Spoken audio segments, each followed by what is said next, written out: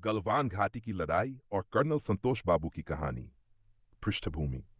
गलवान घाटी लद्दाख क्षेत्र में भारत और चीन के बीच स्थित एक संवेदनशील और सामरिक दृष्टिकोण से महत्वपूर्ण क्षेत्र है।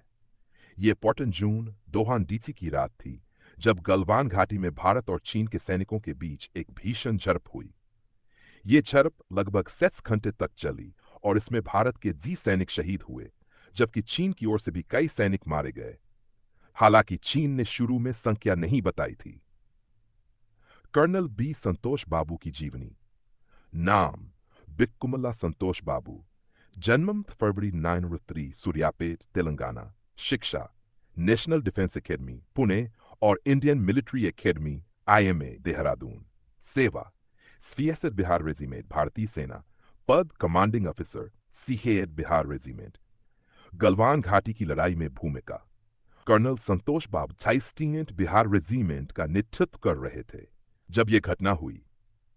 भारत और चीन के बीच एक सहमति बनी थी कि दोनों पक्ष गलवान नदी के पास से पीछे हटेंगे, लेकिन भारतीय सेना ने पाया कि चीनी सैनिक पीछे नहीं हटे हैं और उन्होंने अस्थायी ढांचे बना लिए हैं। इसके बाद संतोष बाबू अपनी टीम के साथ स्थिति का जायजा लेने और बातचीत के लिए वहां पहुंचे।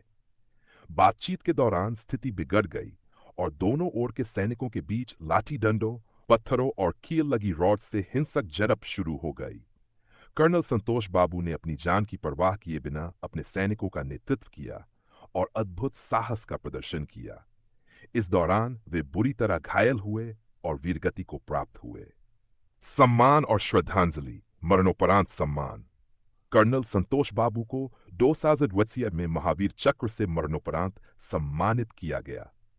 ये भारत का दूसरा सर्वोच्च वीरता पुरस्कार है जो युद्धकाल में असाधारण बहादुरी के लिए दिया जाता है। राष्ट्र की श्रद्धांजलि। उनकी शहादत को पूरे देश सलाम किया। सूर्यापेट तेलंगाना में उनका अंतिम संस्कार राजकीय सम्मान के साथ किया गया। भारत के प्रधानमंत्री, राष्ट्रपति, रक्षा मंत्री और लाखों नागरिकों ने उन्हें श्रद्धांजलि दी। कर्नल संतोष बाबू की विरासत।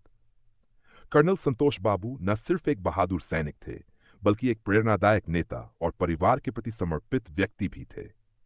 उनके पीछे उनकी पत्नी और 2 बच्चे हैं। वे हमेशा एक आदर्श सैनिक के रूप में याद किए जाएंगे, जिन्होंने राष्ट्र की रक्षा के लिए सर्वोच्च बलिदान दिया।